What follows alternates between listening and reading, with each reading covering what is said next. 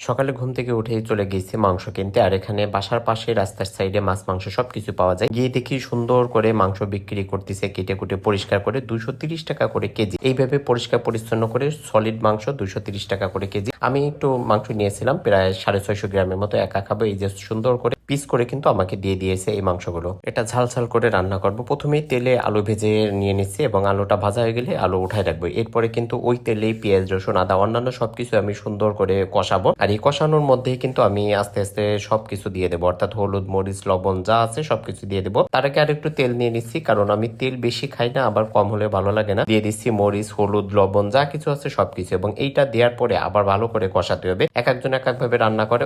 মাঝে এই যে জিরার গুঁড়ো দিয়ে দিচ্ছি। তো যাই হোক, এক একজন এক একভাবে রান্না করে, কিন্তু খাওয়ার টেস্টও এক একজনের কাছে এক এক রকমের। যে যেমন পছন্দ করে সে সেরকমের রান্না করে। আমি এই যে কষাচ্ছি ভালো মতো, এবং কষানো শেষ হয়ে গেলে এই মাংসগুলো আমি দিয়ে দিচ্ছি। আর মাংসে একটু আগের থেকে লবণ এবং হলুদ মাখিয়ে নিয়েছিলাম, যার কারণে একটু হলুদ হলুদ ভাব মনে হচ্ছে, অন্য কিছু ভাববেন না। মাংস দেওয়ার পরে আমি ভালো করে কষাবো, অর্থাৎ আগে পেঁয়াজ রসুনও কষিয়েছি, এখন মাংসও কষাবো যাতে এটা ভালো লাগে। আর ইন্ডিয়ান এই যে ব্রয়লার টাইপের যে মুরগিগুলো, এটা কিন্তু আমাদের দেশের অনেকটা সোনালী যে মুরগিগুলো সেই টাইপের মনে হয়। ভিডিওটি কেমন লাগলো কমেন্টে জানাবেন, আর এই ভিডিওটি কে কোথা থেকে দেখছেন সেটি অবশ্যই কমেন্টে জানাবেন।